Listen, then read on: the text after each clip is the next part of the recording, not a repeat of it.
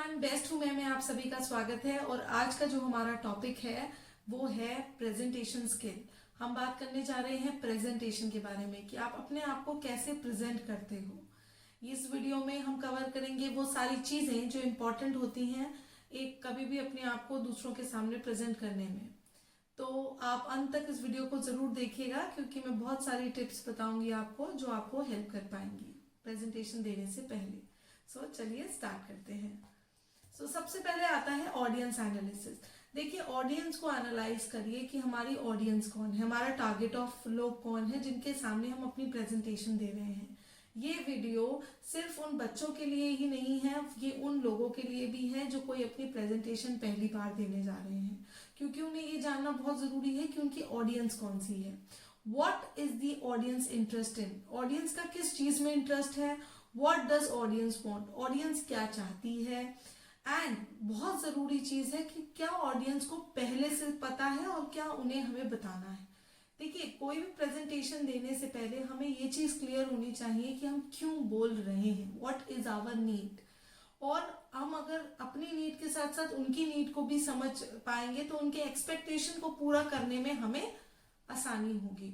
तो एक तरीके से हम ये कह सकते हैं कि जब हम प्रेजेंटेशन देने जा रहे हैं जिसमें आपकी स्पीकिंग की भी रिक्वायरमेंट होती है, तो उस कंडीशन में बहुत जरूरी है कि आप ये समझें कि आपके ऑडियंस की नीड क्या है, उनके एक्सपेक्टेशन क्या है और आप ये प्रेजेंटेशन उनको देंगे। How will the audience benefit from this presentation, audience का क्या बेनिफिट होगा आपके प्रेजेंट। आप मेरा वीडियो देख रहे हैं तो क्या आपका बेनिफिट है, कहीं ना कहीं आप इस टॉपिक के बारे में जानना चाहते हैं या आप कहीं ना कहीं ऐसी स्किल को सीखना चाहते हैं जो आपके अंदर लैक कर रही है, या माइट भी आप अपनी नॉलेज को एनहांस करें। They can be any reason. 2 से 10 मिनट देख रहा हूं तो कोई ना कोई पर्पस जरूर होगा। तो वही पर्पस की हम बात करते हैं जब हम बात करते हैं ऑडियंस के बेनिफिट के बारे में जानने में। तो पहला हो गया ऑडियंस को एनालाइज करिए। देखिए, स्ट्रक्चर बनाइए। स्ट्रक्चर बोलते टाइम अपनी प्रेजेंटेशन को दूसरों के सामने रखने से पहले अपना ओपनिंग और अपनी क्लोजिंग, ये 2 मेन फैक्टर्स होते हैं। ओपनिंग और क्लोजिंग के बीच में आता है मिडिल फैक्टर और लास्ट में हमारा आता है क्वेश्चनियर्स। ओपनिंग स्ट्रक्चर हम 2 से 2.5 मिनट का कर सकते हैं क्योंकि वो एक दमदार तरीका होता है अपनी बात को रखने स्टार्ट करने से पहले। फिर मिडिल सेक्शन रहता है अकॉर्डिंग टू दी प्रेजेंटेशन, उसको हम रख रहे हैं 20 से 21 मिनट। हाँ, डिपेंड करता है आपकी प्रेजेंटेशन लंबी है तो हम मिडिल सेक्शन का ड्यूरेशन वैसे ही सेट करेंगे, पर एंड का जो हम रखेंगे क्लोजिंग वो 2, 3, 5 मिनट तक, 10 मिनट तक आपका हो सकता है depending upon your presentation. Opening and closing matters and then the questions के जवाब जरूर जरूर जरूर देने हैं क्योंकि बिना क्वेश्चन के जवाब दिए ऑडियंस फिर वो ये फायदा नहीं है, क्योंकि वो एक इंटरेक्शन जो आप कर रहे हैं लाइव ऑडियंस के साथ या लाइव किसी भी पर्सन के साथ जिसको भी आप प्रेजेंटेशन दे रहे हैं, बहुत जरूरी है कि आप क्वेश्चंस जरूर पुट अप करें और पूछें कि आपको कोई क्वेरी है कि नहीं। देन आगे बढ़ेंगे, बात करेंगे बिगिनिंग स्ट्रक्चर की। Beginning, the start. पहले तो डिजाइन कर लें केयरफुली आपकी प्रेजेंटेशन कि आपने किससे स्टार्ट करना है। अटेंशन को सीख करिए, एनेक्डोट्स का यूज करिए, आप थोड़ा सा लॉजिक का यूज कर सकते हैं अपनी प्रेजेंटेशन देने से पहले, ह्यूमर का, क्वेश्चंस का, स्टोरी का, फैक्ट का, फिगर का। इससे क्या होगा कि आप एक ह्यूमर क्रिएट कर पाएंगे और ये आप रिहर्स कर लें, ये लगेगा एकदम जैसे लगेगा एकदम नेचुरली निकल के आ रहा है। देखिए, देखा गया है कि जब भी हम प्रेजेंटेशन देते हैं तो लोगों को ये प्रॉब्लम आती है कि हमें क्या बोलना है, हमें नहीं मालूम।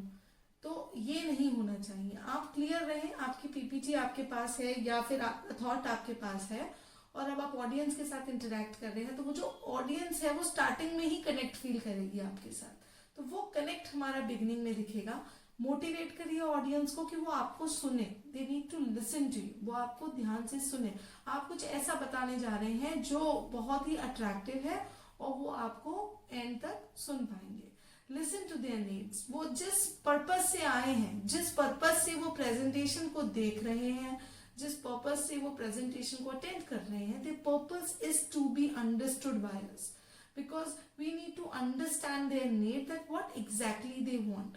and that all is coming under presentation skill. This skill is important at every level of your life because you are presenting yourself. It is not कि आपको कहीं पे से पीपीटी दिखाने का ही प्रेजेंटेशन स्किल है. No, it is in general we are talking कि हम कैसे खुद को प्रेजेंट करें किसी के आगे. राइट. Then prepare closing. देखिए मैंने बिगनिंग बता दिया. मिडिल का section is up to you. You go with the flow. Whatever is your topic, आपका जो भी टॉपिक है, you go with the flow. Don't think कि आप क्या बोलोगे या फिर middle ka section is all your content. It's all what you have to speak, right? Then closing ko prepare kare. Last 2.5 minutes are very critical. As the first 5 minutes for the success of a presentation, so do the closing statement, because people get their minds connect to you when they are coming in the end. जब वो and तक आपके साथ हैं तो जरूर ना जरूर वो आपसे क्लोजिंग में रिमार्क्स के बारे में पूछेंगे. वो पूछेंगे आपसे कि उन्हें कोई भी क्वेरी हो सकती है. समराइज करें इंपॉर्टेंट पॉइंट्स. आपके जो भी इंपॉर्टेंट पॉइंट्स हैं उन्हें आप समराइज करिए. सजेस्ट करिए action, what to do, when to do, where to do and how to do. These are few questions which you need to suggest as an solution to their problem. कि आप अगर बोलने जा रहे हैं, मैं अगर इंपॉर्टेंट पॉइंट हाईलाइट करूं तो you have to be very much clear when you are speaking. And action आपको क्या करना है, कैसे, कब करना है, कैसे करना है, कहाँ करना है, ये सारे सवालों का जवाब भी आपको तैयार रखना है अपने क्लोजिंग स्टेटमेंट के साथ. तो ये हो गई हमारी बिगनिंग और क्लोजिंग. नाउ हम बात करते हैं एक इफेक्टिव डिलीवरी क्या होती है. देखिए इफेक्टिव डिलीवरी, हम अपने आप को डिलीवर कर रहे हैं, हम अपनी बात को डिलीवर कर रहे हैं. Be active and move. You have to be active when you are speaking. You have to be energetic. You have to be purposeful. You need to control your gesture. You need not to you show your gesture again and again. You have to be very much professional when you are showing your gesture, because those are being noticed by many people who are watching your presentation, who is looking at you, right? Voice का variation, आपकी vocal pitch, volume, rate, ये सारे एक variation में होना चाहिए. It should not be like कि okay हम आज बात करने जा रहे हैं एक टॉपिक, एक ही पिच पे रखोगे कोई फायदा नहीं है. वेरिएशन लेकर आइए बात करते समय. Okay, now let's get started with this one. So as you see YouTube पे आपको जो भी वीडियोस ज्यादातर मिलेंगे उसमें आपको वॉइस मॉड्यूलेशन गजब का मिलेगा ज्यादातर. तो ये एक तरीका होता है अट्रैक्ट करने का. बी नेचुरल, जो आप हो वो हो. आप अपने आप को एक्सेप्ट करो जैसे भी हो. You are doing best, right. Be direct, just don't talk in front of the audience, talk to them. Yeah that is very important. And we normally say that we are just speaking. No, you just not have to just speak. You just have to connect with the audience that what exactly you are talking about. आप बोलो मत, आप उनसे बात करो, आप उनसे पूछो कि ओके आप थोड़ा सा टू वे कम्युनिकेशन बनाओगे बेटर है. अगर आप एक फॉर्मल मीटिंग को प्रेजेंट कर रहे हो, I know two way communication will not be possible. हम एंड में क्वेश्चंस पुट अप करेंगे.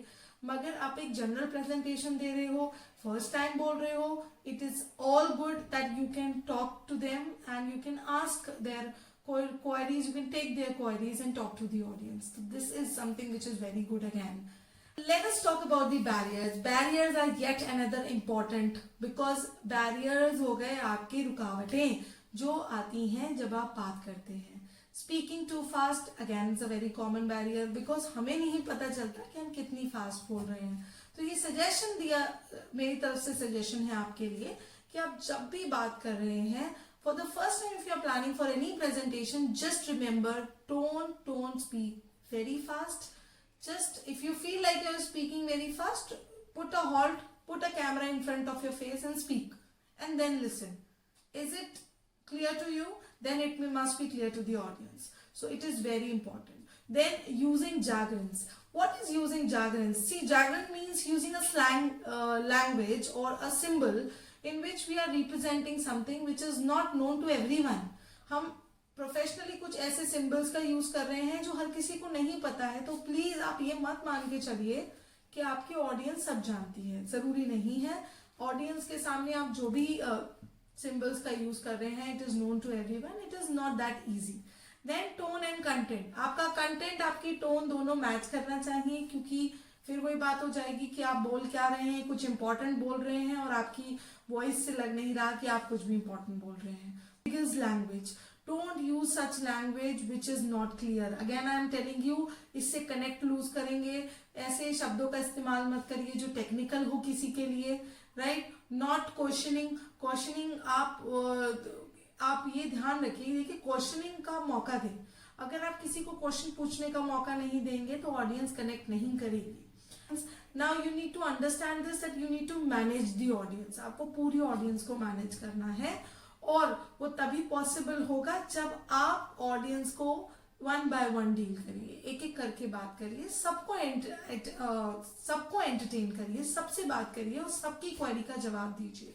अगर आप इस तरीके से बैरियर्स को डील करते हैं तब आप लास्ट स्टेप तक पहुंच जाएंगे, जो कि है हमारा हैंडलिंग क्वेश्चंस।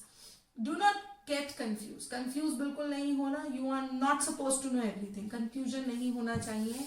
आप जो बताने जा रहे हैं, सवाल का जवाब देने जा रहे हैं, कंफ्यूजन नहीं हो। अपनी प्रिपरेशन को बहुत अच्छे से करके चलिए, राइट। आपको जरूरी नहीं है सब चीजें पता हो, इस दुनिया में सबको सब कुछ नहीं पता होता, ठीक है। Anticipate and keep answer ready, अपने आंसर को तैयार रखिए, पता हो ऑडियंस क्या पूछने जा रही है। आई नो फ्रेशर्स और स्टार्टअप्स के लिए, स्टार्टअप पर्सन के लिए इजी नहीं होता, उसे नहीं पता ऑडियंस क्या पूछेगी, मगर आप, अगेन मैं कहूंगी, अगर आप सिंपल रखोगे, कंफ्यूज नहीं दिखोगे, तो चीजें आसान होंगी ऑडियंस के आगे। Sometimes questions themselves gives you a lead to highlight your point of view. Like अगर कई बार ऐसा होता है कि हम उन्हीं से क्वेश्चन पुट अप कर ले तो हमें उनका पॉइंट ऑफ व्यू पता चल जाता है, जिसके हिसाब से हम जवाब को तैयार कर सकते हैं। ये मैंने बहुत कॉमन सी चीज देखी है वाइल टीचिंग, कि कभी बच्चे कोई ऐसा सवाल या कोई भी स्टूडेंट ऐसा सवाल पूछता है जिसका जवाब टीचर को भी नहीं पता होता, तो that take an help of other student while questioning them the same question and you get the answer. It is as simple as that, but it is not always correct, right. कई बार ये hit करता है method, और most of the time ये method fail करता है। So but still आप क्वेश्चन देंगे, उन्हें मौका देंगे, तो आपका point of view, it lead to highlight your point of view. अगर आप क्वेश्चन पुटअप करने का उन्हें मौका देंगे तो ये पता लगेगा कि जो आप समझाना चाहते थे वो बात उन तक पहुंची है, और अगर पहुंची है तो वेल एंड गुड, आपका प्रेजेंटेशन सक्सेस गया है। तो एट द एंड हम कंक्लूड करेंगे कि हमेशा प्रिपेयर करके जाएं, अपने डर से फाइट करें और अपनी ऑडियंस से बात करें। ये 3 सिंपल से स्टेप्स हैं, इसको कर लो, आराम से सब कुछ हो जाएगा। लोग आपको पसंद करेंगे, people will like talking to you and people will love your presentation and they will definitely appreciate it. So I hope मैं कुछ हद तक समझा पाई होंगी। थोड़ा सा टेक्निकल हो गया है, प्रेजेंटेशन स्किल वक्त के साथ आती है, इसमें बहुत सारी मेहनत लगती है, आप लोगों को बहुत टाइम देना पड़ता है। So I would definitely say that you people can work on this skill and you can do wonders if you want and make a good presentation. So all the best for your presentation and just rock it and remember, आप ही best हैं।